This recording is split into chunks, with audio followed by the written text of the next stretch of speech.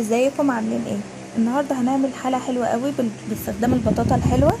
لو كنت مش بتحبيها تقدري تعمليها بالوصفه دي وهتعجبك جدا، ولو كنت بتحبيها وعايزه حاجه احلى واحلى جربي برضو الوصفه دي ومش هتندمي. حلا بارد ولذيذ جدا. يلا نصلي على رسول الله صلى الله عليه وسلم ونبدا معانا الوصفه. هنجيب بطاطا تكون مسلوقه او مشويه ونقشرها كويس، ما نسيبش فيها قشره خالص. وبعد كده بعد ما نقشرها نهرسها خالص نخليها ناعمه.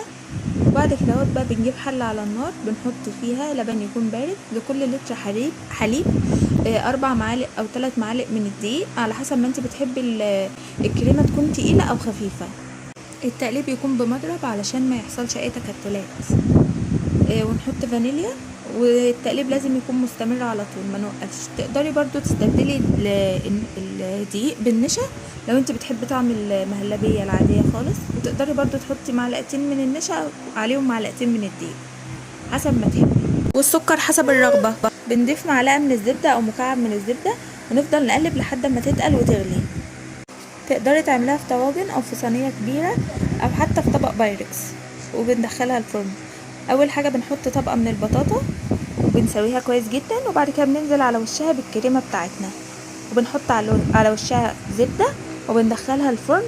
تدخل بس تحت الشواية مش في الفرن، يعني بنفتح عليها الشواية بس تاخد لون من على الوش وخلاص كده.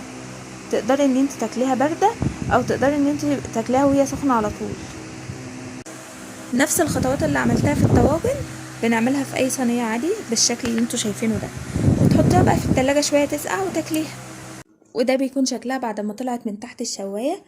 تقدري تاكليها وهي سخنة، لو احنا مثلا في الشتاء بتدفي وتبقى طعمها لذيذ جدا، بس في الصيف والحر دوت احنا بنحطها في التلاجة تبرد خالص وبتتاكل حالة ساقع.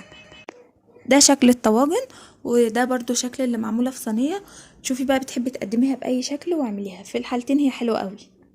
طعمها حلوة جدا وكريمي ولذيذة، وهتنفع لأي حد مش بيحب البطاطا هيحبها جدا، واللي بيحب البطاطا هيحبها اكتر واكتر. وبس كده، لو عجبك الفيديو ممكن بعد اذنك تعملي لي لايك حلو من ايديك الحلوة، ومتابعة البيج عندي للحلويات والطهي. وشكرا ليكم، وشكرا جدا لدعمكم وتعليقاتكم، بتسعدوني. باي باي.